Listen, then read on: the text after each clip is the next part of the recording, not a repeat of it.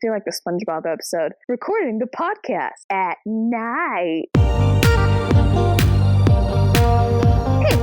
Thank you for joining the Escape With Me Book Club. Escape with me, Sam Reiner. And me, James Reiner. Into our most recent read. Come with us as we evade reality and go into detail about a new book. We'll be covering the book from beginning to end, so there will be spoilers. Today we are going to 2007's Los Angeles. Published July 21st, 2020, Axiom's End is the first book of the Numina series. Cora is a normal girl doing normal girl things like getting fired from her job. That is, until her infamous father comes knocking, along with the CIA and, oh yeah, actual aliens. Becoming the only person in the world who can communicate with said alien race, Cora is thrown into a world of human politics, alien politics, and human alien politics. Can she save the world, or will Mills blow it up first? Background. So the only thing I really knew about this author, to also go into a little bit about the author, is that she was a video essayist from YouTube.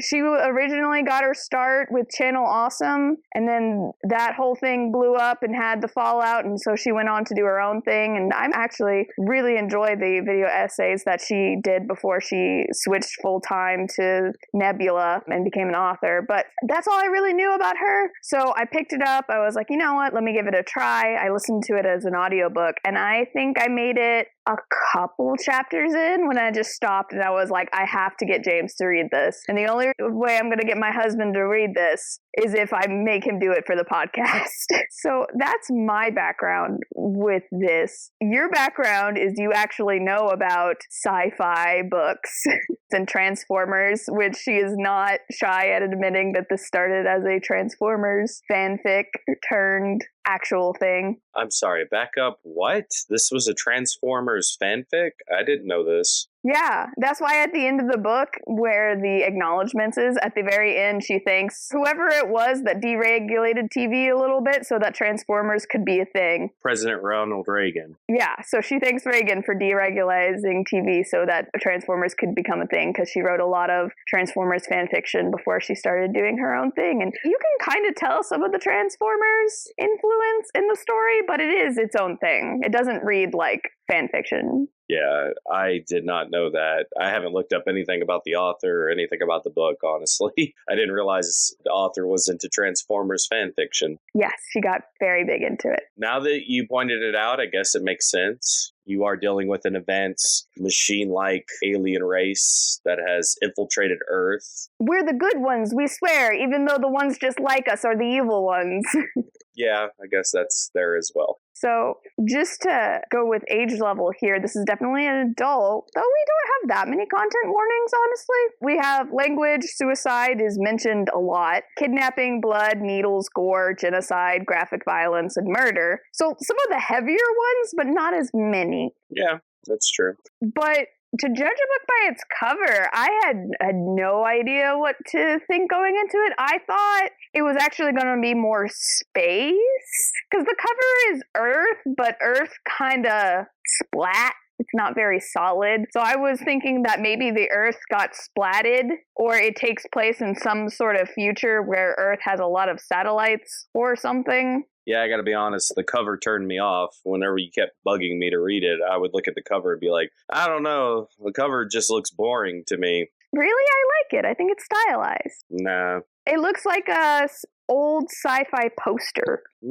No. Old sci-fi posters are a lot more going on. It just looked very, I don't know. It just didn't interest me. The cover really didn't do it for me. It was a big hang up I had to get through. Really? Yes. So you said it because it's boring, or? Yeah, I don't know. There's just something about it that just seems so mediocre. No offense to the author. I don't even know if she got a say in the cover. Well, she did go traditional publishing, so she probably didn't. Or if she did, it's very minimal. I don't know. There's just something about the cover that screams uninteresting sci-fi to me. Not even sci-fi. I wouldn't look at this immediately think sci-fi, or at least not aliens. Really? Yeah, it's hard to explain. I'm just saying the cover never really grabbed my attention. Yeah. It looked like spy thriller level. I know it has nothing to do with spy thriller. It just had this kind of uninteresting appeal to me. Interesting. Yeah, I would totally get that as like a little poster or like a postcard. Really? Ugh. I like it. I really don't like the cover. Granted, I tend not to care about the covers. Most sci-fi books I read, I just kind of know already what they're going to be about. And I guess that's the problem with this one. I had no idea what it was going to be about.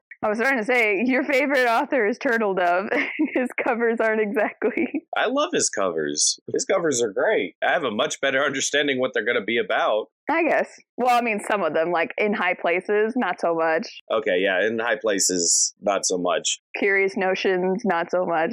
I got no. Curious Notions was more interesting, but I don't know. The cover didn't do it. Usually I don't get this hung up by the cover, though. Interesting. It just looks like a bunch of these people's covers lately are just so minimalistic and uninteresting.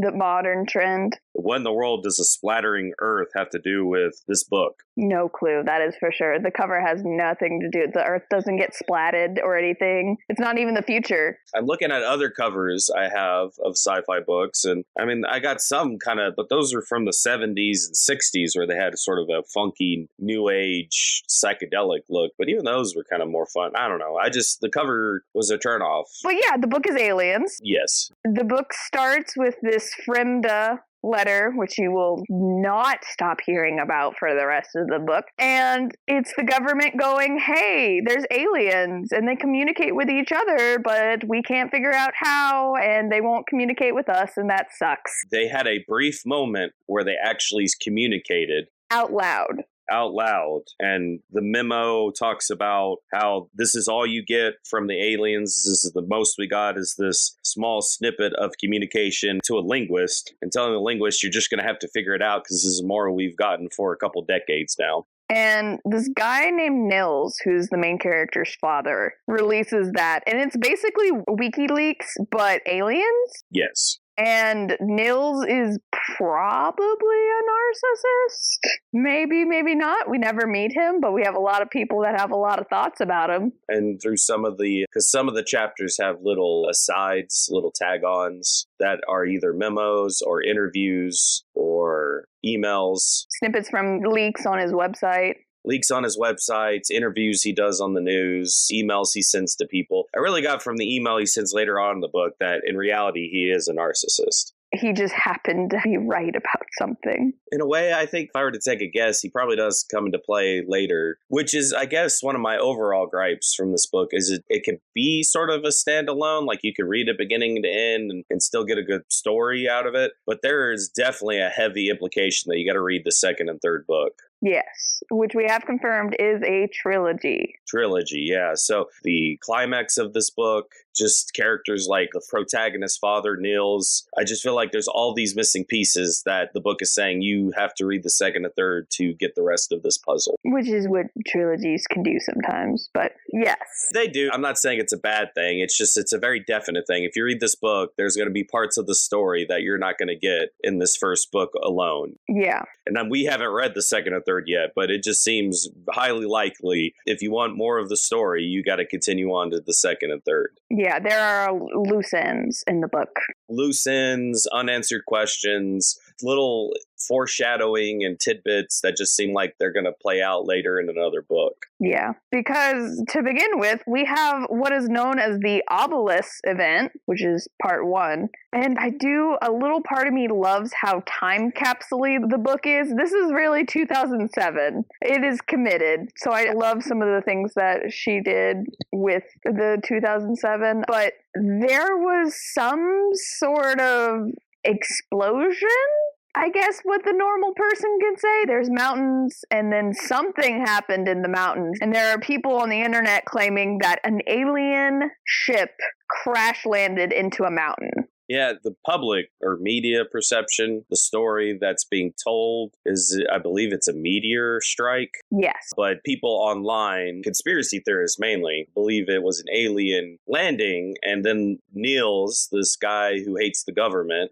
releases this memo, and it basically fuels the fire that, yeah, this definitely wasn't a meteor. It was probably a alien crash landing. Which is a very big deal. It is. And the book basically starts with a second crash landing in the same spot. Which is sus. You can say 1 meteor strike, okay, but 2 in the exact same spot. Even if you didn't think it was an alien ship, something was happening.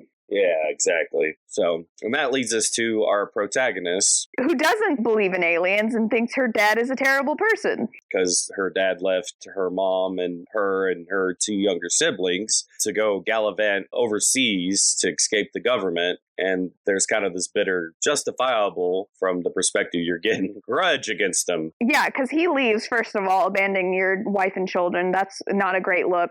But he doesn't take his mess with him. The family is constantly being harassed by CIA and FBI. Well, not just them, because they're definitely being watched and followed at times, but also the people who love Niels, the conspiracy theorists who eat up every little thing he releases and says on the internet. They pester them as well. Yeah, she has a dude from work be like, hey, what about your dad's most recent release? And Cora's like, I do not go on that website. Do not talk to me about him. And they don't understand it because they worship him. So they treat her like, why don't you worship your dad like we do? Because he abandoned us and he never showed how it was to be a good father. Yeah, because he sucks as a person. But we start with Cora not believing. Yeah, with her family upset about the hassle her father's antics are getting them in. Yes, and it starts with him releasing something else. She's there in the car because Cora's car is broken, so her mom's driving her. And they're in the car, and NPR comes on, and it's talking about her dad, and they cut it off. Which later on, they're like, crap, we probably should have listened to it. Oh, well. All it releases is he hopes his children could. That's not the big thing. The big thing is the meteor striking. Yes. Because it was going to be this big thing because he was acting like he wanted his children to join him, that he hopes they would be a part. And that was sucking Cora and her two younger siblings into Niels' antics. But that all gets overshadowed because the second meteor hits. And that doesn't become as big an issue anymore when suddenly that night, when Cora's having trouble sleeping and she's thinking about a letter her dad sent her about reaching out to her, and she was wondering if she should send a letter back to him. And as she goes out to send a letter secretly back to him, that's when she notices something creepy catch her eye. Oh, so yes. So because of this thing the dad did, the CIA show up and they're like, has your dad talked to you recently? And everyone's like, no, they haven't. Eventually they get the CIA at the door. It's a whole thing, but they get the CIA out the door, and it turns out, no, Cora has gotten a letter, and she's thinking about it. As you mentioned, she's thinking and thinking and thinking. She decides, you know what? I hate him. Forget him. Return to sender. Puts it in her mailbox, which I think is a really dumb decision because you don't think the CIA is monitoring your mail. How is no one going to catch that you are sending through the postal service something back to your father? And she sees something in the bushes and she's like, oh no, that's a creepy thing. And I'm like, yeah, it's the CIA watching your house. They just asked if you got sent a letter and you're putting something in the mailbox. You don't think they're just going to spend like a couple hours watching your house? Ew, that one got me a lot. I just can't. But it's okay because it turns out it's an alien. That letter should have got by the CIA, but it's fine. And again, this is another annoying part where it's like, I guess it's going to come up in the second and third, but this whole father's storyline thing just gets kind of dropped completely. It's not important for the plot. Maybe for the bigger plot, but I just think I don't care anymore at the end because it barely comes up again. No, the only reason I want to bring it up is, one, it's the first time she sees the alien in real life, but also sending anything through the mail, it's fine. Anyway, you're right. That night, can't sleep, woken up. The computer from Niels' old office has been dismantled, and she swears she sees something inhuman. So she's grabbing her mom. She grabs one of her dogs. The other dog is out there, and immediately I was like, if that dog is not okay, I swear to goodness, I'm going to attack something. The dog is okay. The dog is okay. I promise. Both of the dogs are fine. But there's this high-frequency noise that through the door knocks them out and makes them suddenly very sleepy. So her mom, and her two younger siblings, and her dog that they have in the room all pass out. And when they wake up, Cora is freaked out and she's like, I'm going to go figure out what's happening. She goes out the door, goes looking for Thor, sees an unmarked van going back with, it's like, oh, there went the CIA. They're going back that way. So that's how she gets separated from her family. Yes. is she's going to go look for Thor, and then the CIA show up. Her mom calls and is like, don't come back. And so she's like, crap, run for my life.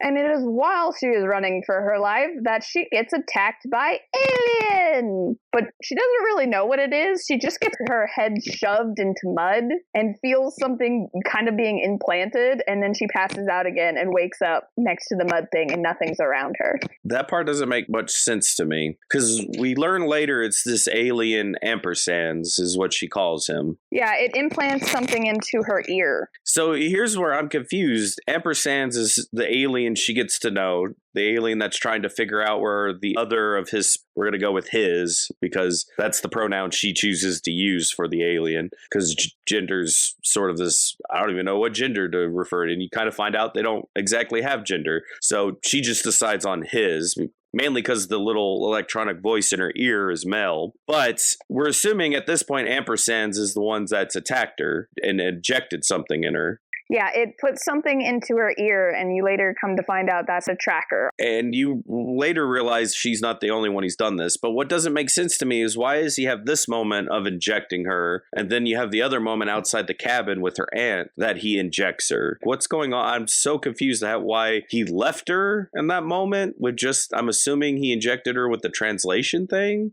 Oh no, the first one he did was the tracker, and that's how he's able to find her, because she goes to her aunt, and they go to San Jose together at this house, and he shows up again. Okay, I understand. The first one was a tracker, that's how he found her aunt. But then he injects her? Communication thing, yeah. That's one of my problems with this book, and as I get what the author's trying to do, it is very confusing for the protagonist, but it's kind of confusing for the audience as well. I was so lost at times on the decisions that Cora and the alien make sometimes, and especially at the end, it gets very hard to understand what's going on, because the author is choosing to only show the perspective of Cora, and Cora doesn't know what's going on, so we don't know what's going on. But the tracker, I guess, makes more sense, because the alien's trying to figure out where the other of its species that crash landed back in the 70s is at. Yeah, and from the information it likely took from the computer, it knows that,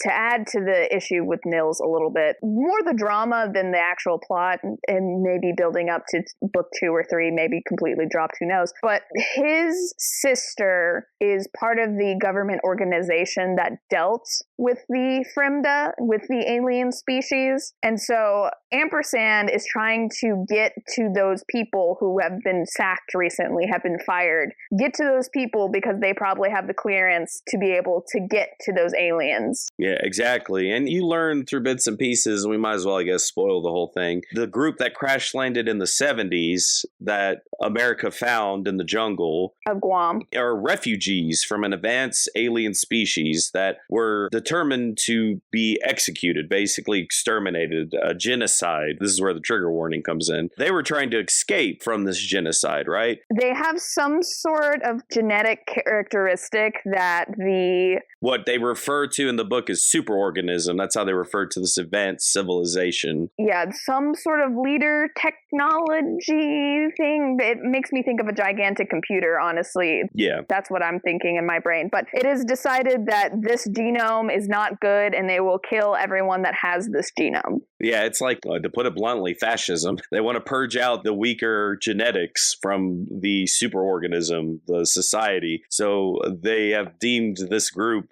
lesser, worthy of purging, basically. And Ampersand's in search of them because he has a bond with the leader of this group, and he wants to help rescue them and get them away from this other group of the superorganism that's hunting them down, which is the other group is the second meteor that landed. The first meteor that landed was Ampersand first landing on the planet in search of the minority group that's fleeing. And the second meteor was this other part of the superorganism there to hunt down this minority group of alien, the Fremma, and exterminate them. Yeah, a bounty hunter has come to call. Yeah, like a bounty hunter, or like just a black ops kind of specially assigned unit to hunt down the minority group. So it's kind of a race. Ampersand realizes he needs to find this group before the other people find them, the other black ops Fremma group. So he's desperate, and that's why he's trying to implant human beings with devices to try to infiltrate government government. He tries to infiltrate Google. Tries to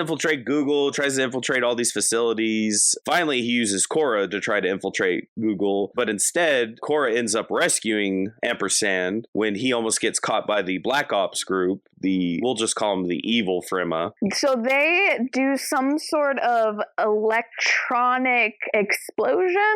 It's like a pulse. It's an EMP kind of thing that paralyzes Ampersand, the alien that has Cora under his control. Because he is organic a little bit, but he's mainly robotic. Well, that's all of them. They're all organic/robotic. It's a cyborg? Yeah, sort of like is the way the author describes it, at least. Which I guess now I'm seeing the Transformers influence. Yes. So that knocks him out. And she is trying to get out of Google because they almost arrest her. She realizes that, maybe not Ampersand specifically, but come to find out, they have no idea how to human. And so she's being controlled by this dude. And she starts slowly getting consciousness and is able to start acting in free will. But before that, he's just making her the sketchiest person ever, just walks into the building and is like, let me see your, whatever they're called. He's like, let me go to the basement where all your data is stored. Thank you. And they're like, that's hecka suspicious. Also, you're the third one today to do that. And Cora's like, oh my gosh, I am going to get arrested. I'm going to get in so much trouble. But the pulse goes through, everything gets knocked out, and she manages to escape, gets to the parking garage, finds this van that she was in previously, and Ampersand's in the back just passed out. And she's like, you know what? We're doing this. We're going for it. And so she just books it with this van and leaves and has Ampersand in the back. Thus begins our Cora Ampersand running from the government, but not really adventures. Yeah, that's a part that frustrates me a little. But I do like part 2 is called Billions of Flesh-Eating Aliens, because I went in and I was like, oh crap, they're flesh-eating aliens. But you come to find out, no, Ampersand's actually scared of humans because to him, they are flesh-eating aliens. And I was like, oh, that's actually kind of clever, because we're the billions of flesh-eating aliens, not them. I actually liked that a lot. I thought that was clever. Yeah. Basically, to try to summarize, because this book's got a lot of different twists and turns, but Cora has a conversation with the alien, which she eventually names Ampersand, because she names him after the first meteor event. What it was called was Ampersand, so she calls the alien after the meteor event. And he's cool with it. He's down. He's like, yeah. Yeah, he's fine. I doubt she could pronounce, because you learn the Frema's language is a bunch of clicks and whistles from this orifice on the side of their neck, so it's kind of hard to even speak their language for a human. When they even deign to speak out loud, because they can communicate without speaking out loud. It's true. It's a whole thing.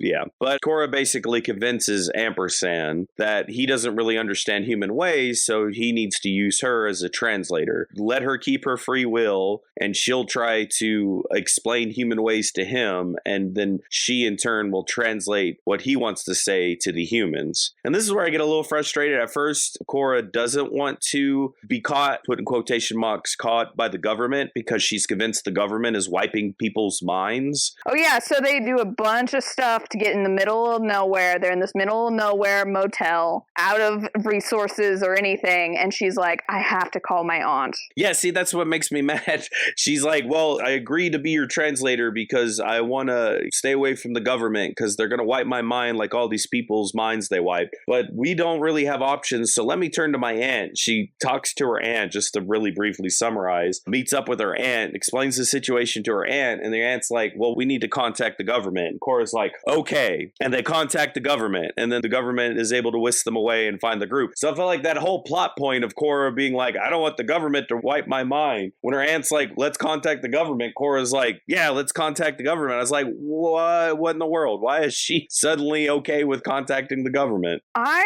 was okay with it because it felt like to me, Cora was like, we have to run. And then it reached a point where it's, we can't keep doing this. We can't keep knocking out and / murdering random people to steal their car, to go to a motel, to ditch the car again over and over again. And I get that point, and I agree with you. That was the twist, but I felt the government wiping my mind plot point was dropped completely until it became important and needful again later in the plot, when she finds out that Ampersand was the one that wiped people's minds because he was using these people as experiments for his little mind control probe. I will say she will bring it up randomly in her head where she's like, I don't trust them because they could do the thing. And I'm just like, ma'am, we have bigger concerns right now. Well, it was so plot convenient in a bad way. How she was so concerned about that, and then she wasn't, and gets super involved with the government. And then when the plot dictated that she needed to have a quote unquote falling out with Ampersand, then it became important again about the mind wiping. I will agree with you on the thing with Ampersand. At that point, ma'am, him wiping some random hiking people's memories, yeah, that sucks for them that they basically got amnesia for that stuff, but we've got bigger fish to fry here, and of all the things he's done, he's kidnapped people and forced them to do their willpower. Oh no, some people don't have memories anymore. It's not the worst thing he's done. But it's not just that. It's Cora would make these logical leaps and connections, and yet she couldn't make that connection that Ampersand was the one wiping people's minds. I made that connection almost immediately when I realized it wasn't the government wiping people's minds. It was basically when Cora and Ampersand met. It's like, oh, he's the one that's been wiping people's minds. And yet Cora couldn't make that connection. It was a sticking point for me. I just felt like it was a little silly. Yeah, that was definitely some of her father's influence, I feel like. The don't trust the government because they can do terrible things to you. And then she was so pigeonholed in that. And it wasn't so much her not trusting the government. It's a critique of the author's plot points of that she raises this thing as if it's very important to this character. And then it's not important to this character until it needs to be important again for this character. It felt a little forced plot-wise for me. Not to trash this author. I think this author did a great job. There's just certain points of the book that were confusing to me. I felt a little needlessly complex for complexity sake, I guess. I think you're right. She needed to have a fallout with Ampersand, which I'm more annoyed with than the not figuring it out, because whatever, people can be stupid about stuff. No, I thought it was stupid that that's what they had the falling out of. All the atrocities that Ampersand himself has done and erasing memories is the bridge too far. Okay. He possibly murdered a couple of cops. Which I had the impression that he wasn't intentionally trying to wipe their memories. He was trying to mind control them. He was trying to mind control. So it wasn't like he was like, I want to go erase people's memories. It was him. I need to figure out how to find this group of my people without the humans knowing I'm trying to find this group of my people. So I need to take some of these aliens, because to him, we're aliens, these lower life forms, to kind of put it bluntly, and I'm going to try to figure out a way to mind control them. And on one level, you're like, well, that's messed up because we're humans. On another level, it's like if you meet a lower species, you're going to try to think of ways like that. It's just kind of a arrogant, evolved species, putting in quotation marks, a way to approach it. Hello, Star Trek. Yeah, anyways, it was a big hang up for me. And it's one of a small handful of where I felt the plot was a little needlessly convoluted. Yeah, that frustrated me because I'm like, you're pretty sure this dude murdered 3 people in front of you and you got over that faster than, oh no, people got their memories wiped. Yeah, I felt whiplash with Cora's motivation, I guess maybe the word would be, for what she was doing. It just felt a little convenient for the moment, whatever she needed to be obsessed about. One of the other, if we're going to talk about really convenient things, so they have to go by car because after the pulse, Ampersand's too tired to travel, and so him traveling doesn't become a plot point until much later, and it's basically teleportation. Yeah, so that I'm not too much issue because there's a heavy implication that his powers, he has to, lack of a better word, Recharge, yeah. Yeah, he has to recharge. He tells her when they're in the facility before he transports her to a distant location to make her feel better because she's really down about something. He says, I should have enough energy. Or there's moments when he can use telekinesis, but other moments when he doesn't use telekinesis, and it seems to imply he's trying to save his energy where he doesn't want to overuse it, or he can't use telekinesis anymore. So there's an implication all these amazing feats he can do are great if he has the power for them. And there's other implications, like one of the Fremen in the group before he gets there kills themselves by just starving themselves. It implies that they can cut off their energy source to themselves. So they don't eat like us. It's either the sun or some kind of energy we don't know about as humans, because there's a a lot about this species. It's just implied that our puny little primitive human brains can't wrap our heads around it. Yeah, we have to eat flesh to get our energy source. Yeah, and that's why they're so freaked out about flesh eating, because to them, they apparently exist on the essence of the universe or something, because they just have to recharge wherever they're at to do things. If it were me, is all I'm saying, is we had to go do this crossroad thing, become outlaws, possibly murder 3 people to get to this sketchy hotel in the middle of nowhere, and then a couple days later, he's like, oh yeah, we can teleport? Excuse me? We had to do what? And that doesn't bother me as much because, again, he was after the EMP attack. He didn't have the energy to teleport or do a lot of things. I'm not saying it's wrong. I know. I'm just saying I would be a little miffed. You're more concerned Cora didn't point that out. Be like, why we travel by tractor trailer when you can teleport? I agree with that. Cora should have said something in that moment, probably. Of all the things you get mad about, that is just like, oh yeah, they can teleport, that's fine. And granted, she's seen so much alien stuff by now that I'm fine with, but it's just, there's no moment where she's like, we had to do what? To get just to Nevada, and you can teleport us thousands of miles. Okay, that's fine. That's fine. But yes, so that's how they get involved with the CIA. Basically, her aunt convinces her to meet a CIA friend of hers. Friend, quote unquote.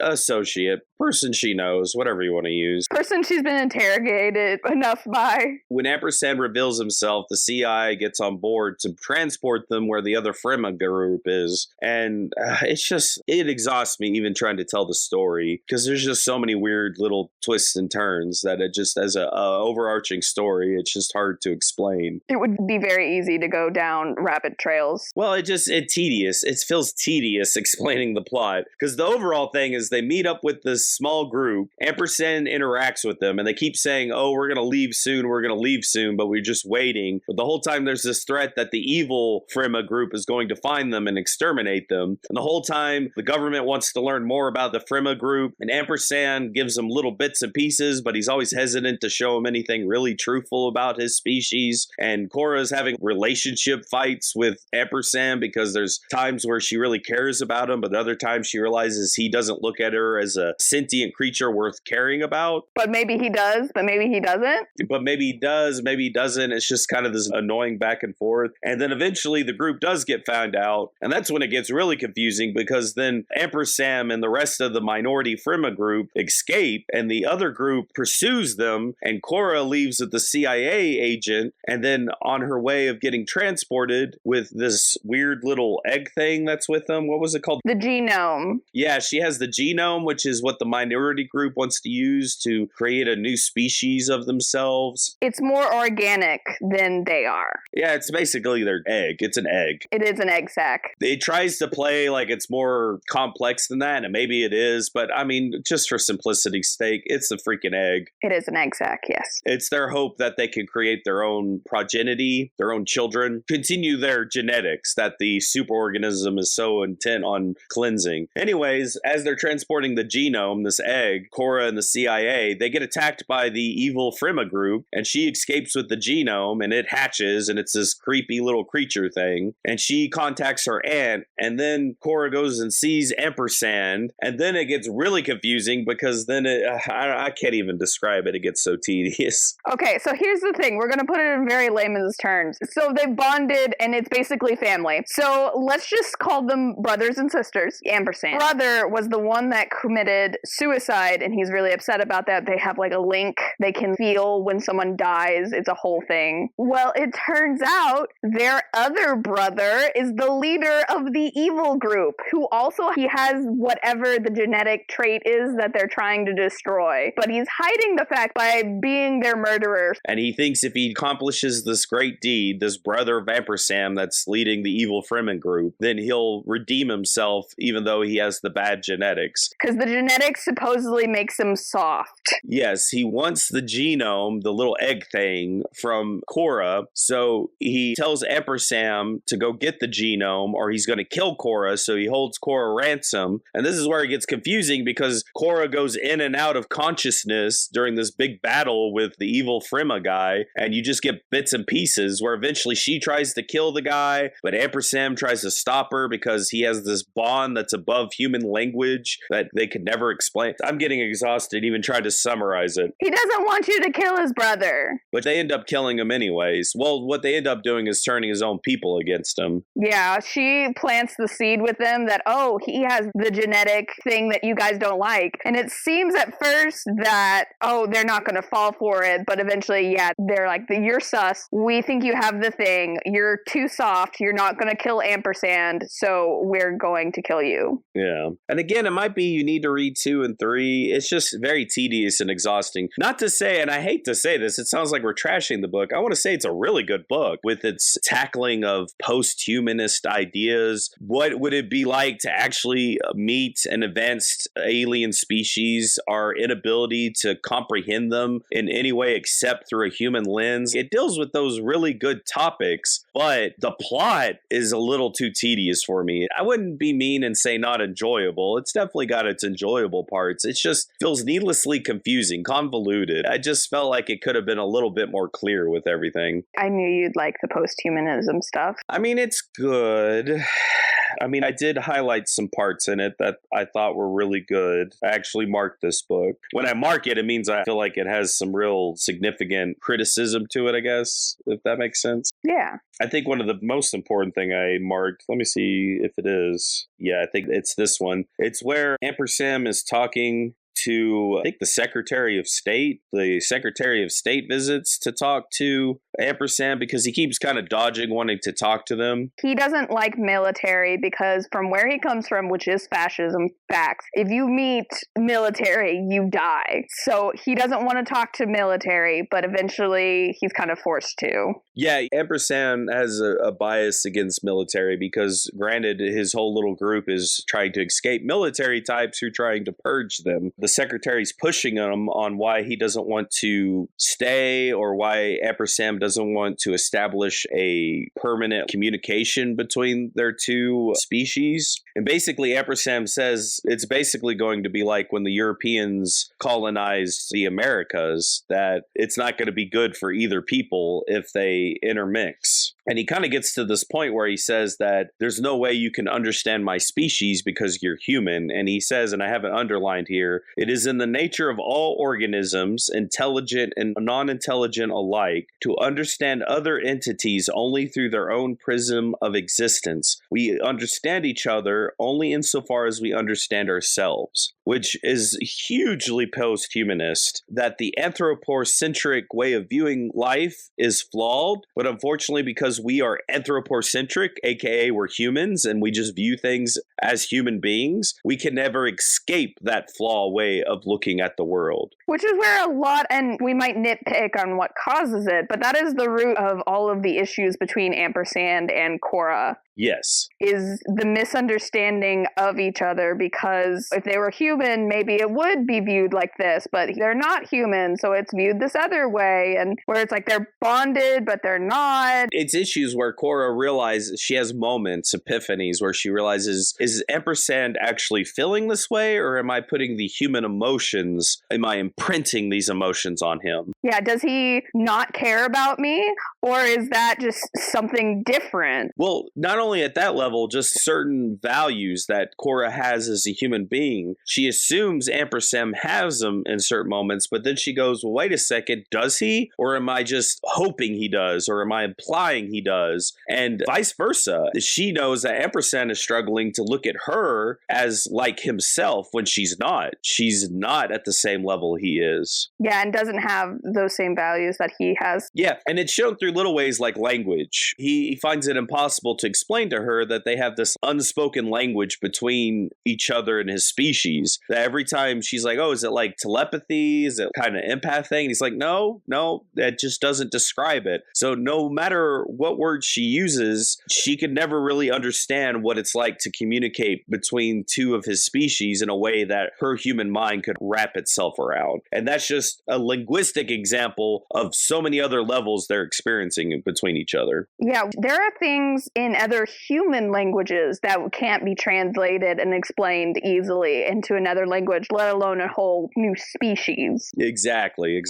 So I really like that line because it points out that we can't help but define the world by what we are. Which I think is a huge theme of the book. It is. And I think that's what it gives its oomph. My only criticisms are, and I hate to say it because this author is by far better than me. I mean, I haven't published anything like this. But when I was reading it as a reader, I was a little confused on the plot points that I felt made it needlessly convoluted. I just wish there was a way she could have made things a little bit more clear. More straightforward. Yeah, more straightforward. Because the book is, for the most part, we've hit all the high points, but the actual narrative of the aliens is much more sparse. The meat of the book is action scenes. It is, or relationship scenes, but I think you hit the nail on the head there. It's the overall plot, and maybe it's because it gets more revealed in book 2 and 3, but as a reader, the overall plot did not make sense to me. What are the stakes? I just didn't understand the stakes. I had an inkling of the stakes, but then I felt like the author would shut those inklings down. I was like, oh, they want to protect their egg, and she kind of made it in a way where it's like, oh, it's not an egg. And I'm like, why are you trying to make it seem mysterious? But really, it just made it seem frustratingly hard to understand. It reaches a point where even the CIA points this out. It's like, why are we involved in this? I know. Because as soon as whatever y'all are doing, like whatever the heck the Fremda are doing, whether Ampersand and his group gets caught and they're killed, or if they escape the planet, either way, they're gonna leave and then not come back. Exactly. And I get it. I understand it on a certain level, but I remember the CIA being like, why haven't you guys left yet? What are you waiting on? And it was just Ampersand and this other dude having an argument for weeks. For weeks. And we as the reader are like, I'm confused too. Why are they still sticking around? Or days. I don't know. The timeline is also confusing. I don't want to be too harsh because, again, I feel like you have to read the second and third. But a part of me is also, no, you got to make it a little bit more self-contained in the first book to hook your reader in. You can't put it all on, well, you got to read 2 and 3 if you want to understand the confusing parts of book 1. Yeah. And it might be your mileage may vary because one of the things we disagree on is you think the description of the alien is very confusing and you couldn't picture it in your mind. I did. What I pictured was much different than what people have depicted online in art and stuff. But you didn't. You didn't have that issue. I did. Yeah, you found art and you printed it out, and I'm glad you did because confirmation. But as soon as you showed it to me, I was like, yeah, that's basically what I thought of. Yeah, see, I thought of like a weird long-legged bug creature, the way she described it. And that's not what they look like. They look like majestic horse creatures on their hind legs with weird long fingers. But I imagine these weird pill bug things with long back legs, and I don't know. I did not envision what apparently it was supposed to actually be because I had to print out a picture. I found this really good picture on the internet where it shows all the different type of Frema, and I printed it out and used it as a bookmark in the book to try to help me keep in mind what these things look like. Which, like I said, I'm glad you did. So maybe there are some things where as a reader, your mileage may vary. And that might be it too. I'm probably being too harsh because I'm critiquing it next to other alien books I really like Animorphs. And it may help it's for children. Maybe that's my issue. I need children level literacy for me, and this is just too advanced for me. But I never was confused on the plot. I was never confused on what the aliens looked like. This one, I had frustrating moments with it where I know the author is trying to convey different, aka alien, aka hard for a human to understand. But as a human reader, I was like, I kind of want to understand a little bit, though. A little bit more than what you're giving me. Yeah, it's one of those where it's like, oh no, they're hard to describe. Yeah, but this is a printed media. This is a verbal media. We don't have pictures. You got to describe it. You need to give me some kind of thing to anchor to. You can't just say it's impossible to describe in this book of description. They look alien. No duh. Thank you. Anyways. Yeah, that is one hard part about that. But I don't know. I really liked it. One of the things that I had an issue with just to like go ahead and skip it. I want to talk about the book, but I don't, because like I said, a lot of it is action scenes, and it's, oh, we're going to go do a thing, except here's like 4 chapters of why we can't do the thing, and then we finally get to do the thing. And so it's, like I said, rabbit holes, where plot-wise, a lot lighter, but there's a lot of story, and so it's part of me wants to get into the story, but then it would just confuse the plot, like you said. If we just need to bare bones it a little bit. It is tedious, because I disagree. There's not many action scenes. There's a lot of hurry up and wait scenes, waiting for the alien to wake up, and long conversations with the alien, and then waiting with the CIA for an undescribed reason, and then intense action sequence, and then waiting to transport the genome, and having long, thoughtful moments about that. There are a lot of conversations between Cora and Ampersand. There are, and I like those. Don't get me wrong, I like them a lot. But how do you describe them afterwards? Exactly. It's not the moments. I like the conversations between Cora and Ampersand. I like the action sequence. It's not the little moments. It's the broad picture that was a little frustrating for me. It felt tedious. It felt needlessly confusing. It felt, I'm not going to give you all the puzzle pieces because you need to be as confused as Cora is. And I was like, no, I want a little bit more of the puzzles so I know what's at stake here. To me, it just felt disorienting following your plot. Beside the fact that Cora got bonded with Ampersand, what are the stakes for the world? I mean, they imply that the world could be genocide, but that's left so vague as well. Because there's moments where Ampersand's like, oh, if the superorganism ever finds humanity a threat, it's going to wipe it out. But then there's other moments like, oh, humanity's such an insignificant thing, the superorganism would never even recognize them. It doesn't even bother to look at them. Yeah, you're too far away, you're too lesser. Well, you're too undeveloped is what he implies. There's 2 sides of that coin, and then there's this big moment where it's revealed, which, by the way, I kind of didn't like when Cora was all like, oh, you're an old white dude scientist. You don't care that the superorganism one day will come back to wipe out humanity. You're just treating it like global warming. And I was like, okay, first off, that's a little mean to the scientist. He's just kind of having a broader perspective here. But Cora, you are in the same boat. You're on the opposite. You're sitting there worrying your little head off when you can't do a darn thing about it either. Nope. So anyways, it was just moments like that where it just felt like hard to pin because the author was trying to make it ambiguous, where it's like, oh, this Fremma species, humanity's so below them that they don't even see them as a threat. But one day they could be a threat and we could wipe you out. So what's the stakes here? For current, yeah, right now. Because he makes it seem like, oh, if we do wipe you out, it'll be in like 400 years or something really long. And it's just, we could be wiped out of a meteorite or the sun going out or anything by then. I think the implication was ourselves. We would wipe ourselves out. Very possible. I agree. And like the climax when, and they have a name for the guy, the evil Fremma guy. Oh, they name him after the other one. Event. Esperus. Obelus. Obelus. Obelus. Which there are so many characters that get named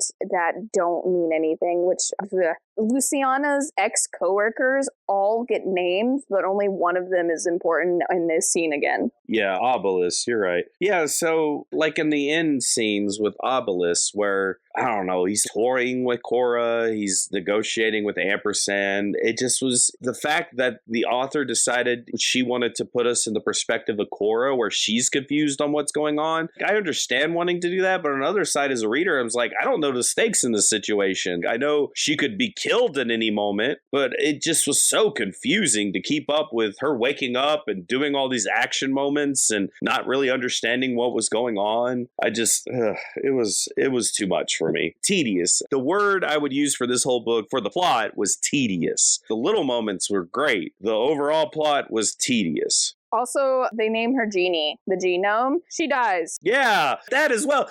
Before Obelus even shows up. So, should I care? I feel like we kind of had a little moment where we bonded with the genome, but when the genome died, I was sort of like, okay, what does this mean? Ampersand's not particularly upset about it. He doesn't seem upset. Cora doesn't seem upset. They seem to put a lot of emphasis on the genome, and yet at the same time, they don't. Which, by the way, reflects also the confusion where Cora points out no one one seems to guard the genome when it's in the CIA facility. So when she tries to touch it, she's like, well, they're not guarding it. I guess I could touch it. Then she gets flung out of the building and Ampersand's like, don't touch the genome. So you get like these weird mixed signals of like the genome's super important, but the genome's not important. And then it's important and it's not important. Like it goes back and forth. And me as the reader, I'm super confused. What matters in this situation? And the only reason her death, and I'll just call her Jeannie's death is sad, is Jeannie died trying to protect Cora. Cora, yeah, that's the only reason I care. Other than that, because the author left what the genome was in such ambiguity and never defines it by the end of the first book, which again, maybe the second and third, you get more of a clue what goes on. But because the only reason I care about this genome is because it rescued Cora when Cora was in danger of dying. It attacks itself. It threatens to kill itself if Obelisk doesn't back off. And by doing so, it accidentally destroys this protective film that's over it. And the atmosphere has too much nitrogen, I think. Nitrogen, I think they said, but just to put it simply, it's toxic to them. And so that can't be repaired. And so she ends up dying. And the problem is the one that cared about Jeannie was this other one that got murdered earlier.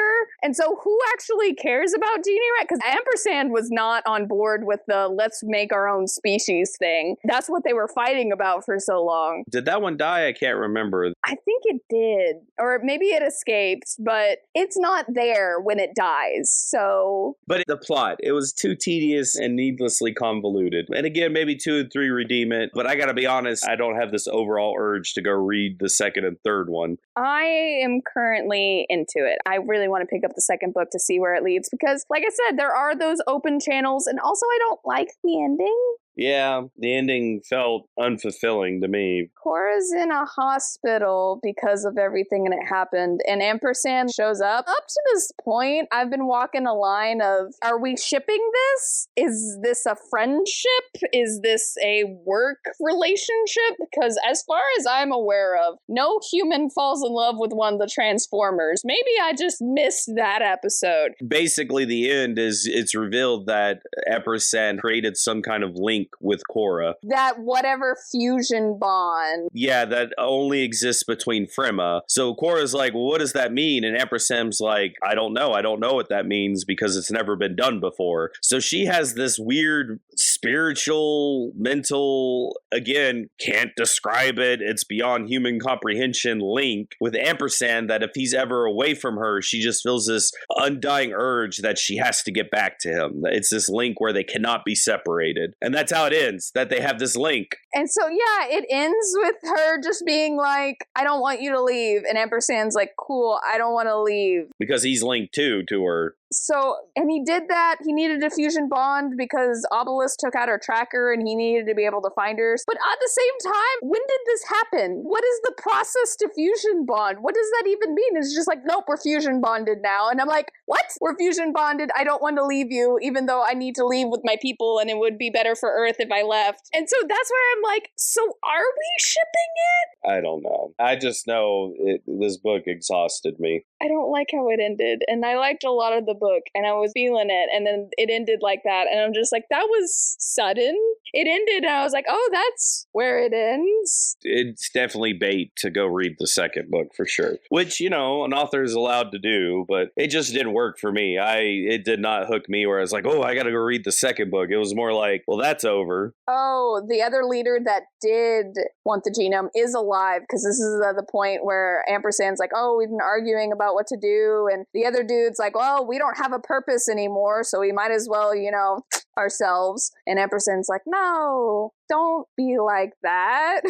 Anyway, I'm gonna go hang out with my human girlfriend. But yeah, it was interesting. Anyways, that's basically the plot of Axiom's End. Which, there's the title moment where it explained what the heck that meant. That's another thing I don't like. The title is, and that maybe it's a lot of this is a personal thing. The author, for any weird reason, ever stumbles upon this, do not take it personally. I just have personal issues. I do not like the title because because I don't like Axiom's end. It just didn't really roll off the tongue for me. So an axiom is a postulate or assumption, a statement accepted as true without proof, serving as a fundamental premise for further reasoning and argument. And so the reason it's Axiom's end is because we can't just assume that this is true anymore. Everything has changed. And so that's why it's called Axiom's end. And it's mentioned in the book where, we're proving the axiom wrong. That is the little blurb in the book, the actual text. From what I got is axioms are the quote unquote truths you live by,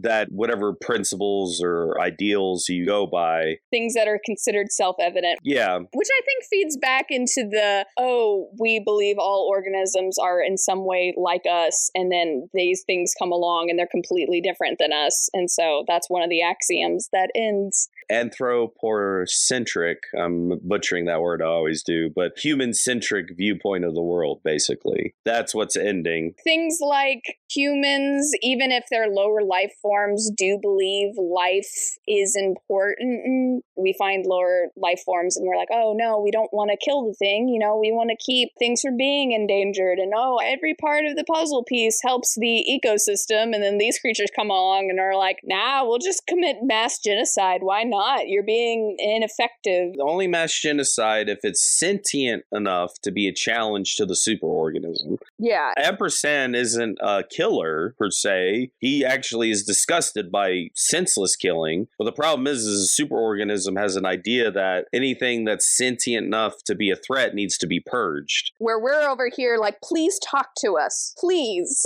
Exactly. When Obelisk, the evil Frema guy, attacks the CIA facility, he doesn't go around just killing humans. He only kills any that just get in his way as he's going into the facility. We're so beneath him that he doesn't even think about killing us because we're like cockroaches to him. We're just insignificant bugs. Yeah, I was literally about to make that example. It's busting into a house and cockroaches scatter. Exactly. And it's not like as a human being we might kill a cockroach, but if we go into a building focused on apprehending a criminal, we're not going to take the time to stop and be like, oh, there's a cockroach, smash. We're not even going to acknowledge a cockroach is there. We're going to be too focused on what we actually consider a threat. Yeah, which comes into the, if you see a cockroach on your wall and nothing else is going on, you're like, kill it. So it's like, one day you could possibly be on the wall and we're like, kill it. But you could also not. Well, if cockroaches ever started to stand up and make little cars and develop guns and stuff, I think human beings... Oh, we're in trouble then. They're going to outlive us. We're done.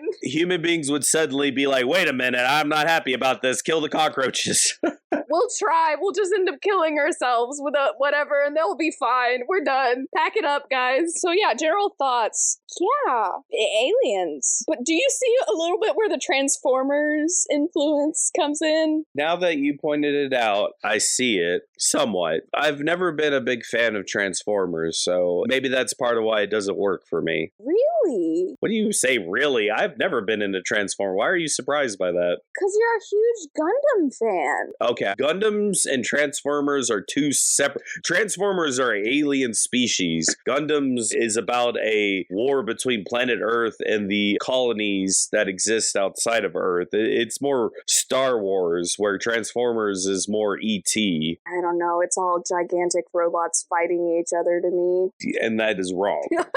The only similarity between the two is there's explosions and guns and laser swords, but that's about it. And gigantic robots. And the gigantic robots, but Transformers are an alien species that infiltrate mankind as vehicles. They're sentient mechanics. See, I can't even do a proper job of explaining Transformers because I'm just not that big of a fan. I was too young when the cartoon came out in the 80s. At most, I've watched the Michael Bay movies, but I just never really got into Transformers. I feel like I just told you that Star Trek and Star Wars are the same thing.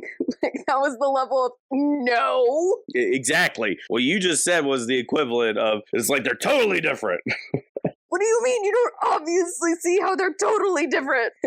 Transformers are sentient. The cars themselves are living things, where Gundams are non-sentient, non-living mecha suits. Sorry, I misunderstood what you liked about it. I just saw you loving on Gundam and Voltron and all those mecha ones, so. But that's my thoughts on this book is, compared to other alien stories I've read, I enjoy the other ones better. I appreciate the attempt this makes with the post-humanist theory, with the post-humanist approach of how disorienting it would be for our anthropocentric, again, humanistic view of the world. If we actually met advanced alien species, it'd be very disorienting. But personally, I like alien stories where it's just more fun plot-wise. For example, I enjoy Turtle Dove's series where a lizard species invades Earth during World War II. It's very cheesy. It's very pulp magazine storyline, but it's just so much more enjoyable and easier to follow than this stuff that tries to be too tedious and deep by making things overly complicated. What do you think of the decision to set this in 2007? Not sure. I'm sure there could be some deeper significance to it. Because I thought this was going to be in the future. It's post 9/11, but it's pre 2008 housing market. It's George W. Bush era of politics. It's like 4 years after the Iraq War started. So I feel like it's tapping into something about that era is why she decided to do then, I feel.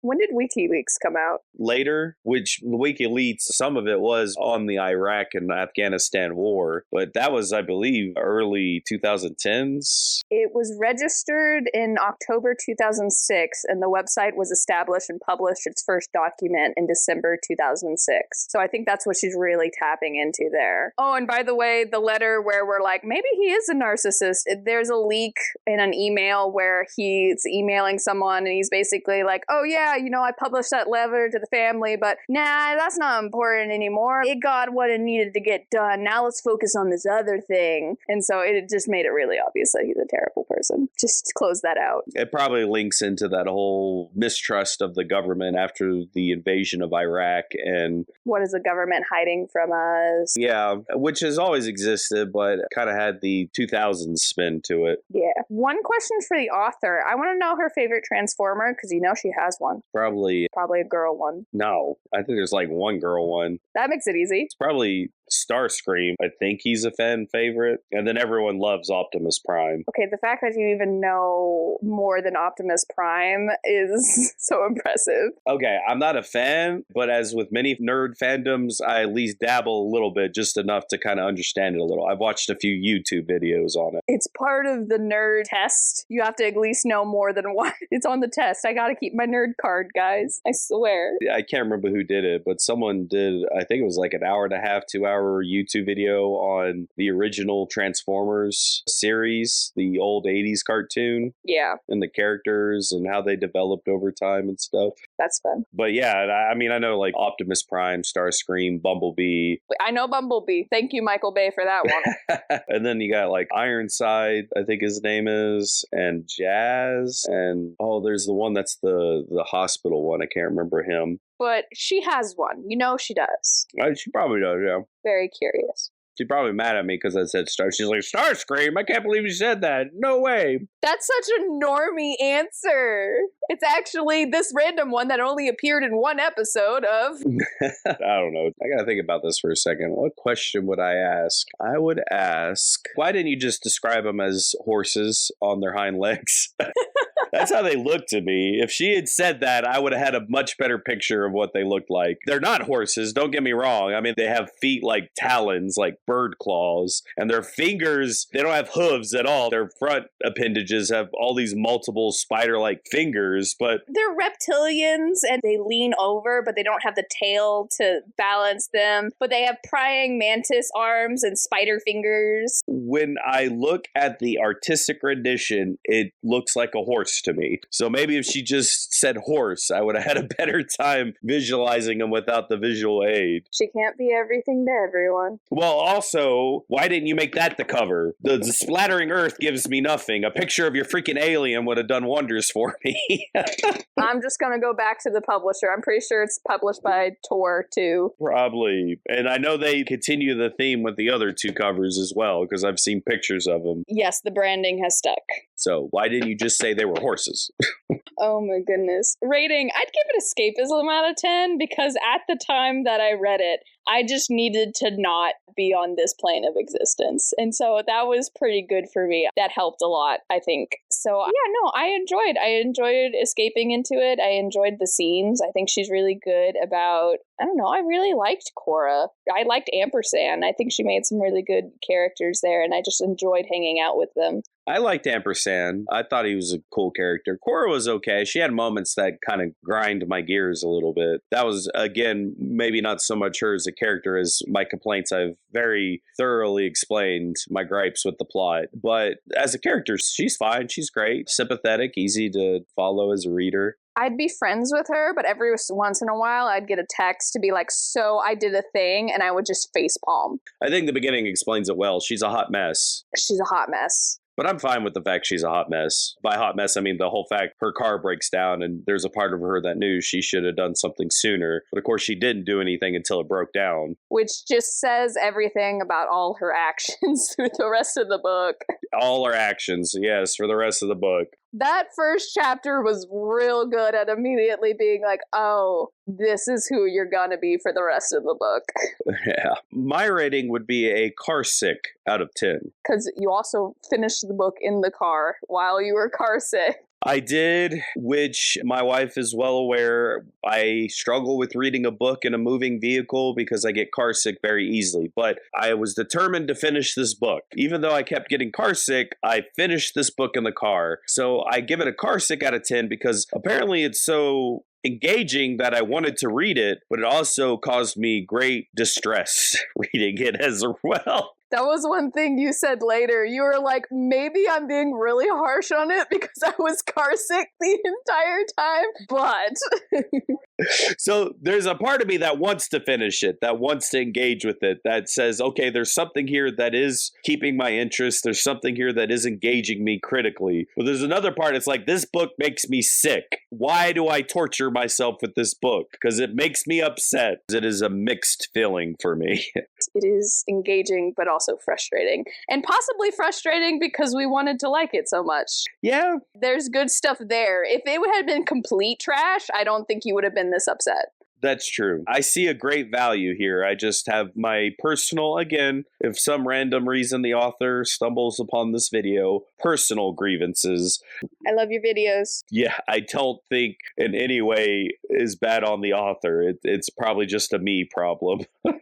So as a reader, your mileage may vary. You might enjoy it more, you might enjoy it less. That's all up to you. That's true. I still think it has great value to it. I will always stick to that. I have my gripes, but it is a worthwhile book. It has something to it. Because I think we're completely opposite on read again. You're pretty hard up to read again, period. I never in a million years would probably read this again. I'm sorry. That's not saying much. There's a lot of books, even books I like, that I wouldn't read again. I could see reading it again. I could see getting in the mood and being like, I want this, and picking it up. And I'm saying that even if I picked up the second and third and thought they were hot garbage, throw them away, I could still see some utility out of this book. Like I said, it was a good amount of escapism for me. So I could see being like, I want aliens, so I'm going to read this book. You know my thing about rereading books. I'm not big on that unless I really, really want to. I put it this way, because I teach a class and I like to drop literary examples. I could see myself referring to this book to my class, aka if I'm talking about something about posthumanism, I might be like, I read in this one book, Axiom's in this scene with this alien, and it explains really well this posthumanist situation. I could see myself doing that. So reread, no, but quote the book, reference the book to explain a point in one of my classes, I could see myself doing that. It has literary value with a capital L. Yeah, I could see it being a good example if I ever wanted to explain something about science fiction or posthumanism. Because it definitely plays with that. Yes. But